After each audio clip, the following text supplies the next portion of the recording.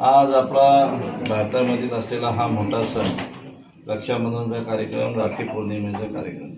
आज आपली लाडकी बहीण आपल्या लाडक्या भावाला आज ओवाळण्यासाठी, राखी बांधण्यासाठी येत असते आणि त्यामागचा एकच उद्देश असतो की माझा भाऊ हा पाठीरेखा असला पाहिजे, अडीअडचणीमध्ये धावून येणारा पाहिजे आणि मग त्या अनुषंगाने आपली लाडकी बहीण लाडक्या भावाला राखी बांधत असते। त्याचप्रमाणे भावालाही आशा असते की माझी ही लाडकी बहीण मला राखी बांधायला आली पाहिजे, ती माझ्या सदैव पाठीशी राहिली पाहिजे आणि मग दोघे बहीण भाऊ अतिशय आनंदाने हा राखी पौर्णिमेचा सण साजरा करत असतात। मी तर त्यांना एवढ्या मोठ्या प्रमाणात शुभेच्छा देईन, त्यांच्या पाठीशी उभा राहीन।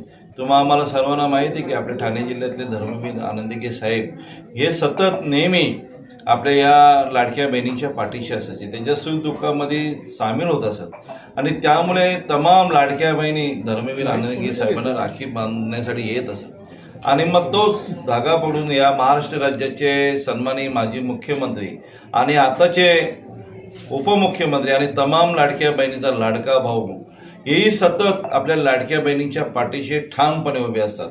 त्यांना अडीअडचणी आलेली असताना त्यांना सोडवण्याचं काम आपले शिंदे साहेब करत असतात आणि या लाडक्या बहिणींच्या आशीर्वादाने नेहमी आपला हा बहीण भाऊचा नाता हा घट्ट केला जातो आणि त्याचप्रमाणे आपण इथे आपल्या शहर शाखेत कल्याण ग्रामीण विधानसभेतले असेल, डोंबिवली विधानसभेतले असतील, तमाम लाडक्या बहिणी असतील, महिला आघाडी असतील आणि आशा वर्कर असतील, आरोग्य सेविका असतील, आज मोठ्या प्रमाणात या शहर शाखेमध्ये मला राखी बांधण्यासाठी आल्या होत्या। कारण आपला भाऊ सतत आपल्या पाठीशी उभा राहिला पाहिजे, अडीअडचणीसाठी काय ते आलं तर ते आपल्या सतत धावत आले पाहिजेत। ह्या अनुषंगाने आज राखी पौर्णिमेच्या सणानिमित्त मला आज राखी बांधायला आल्या होत्या।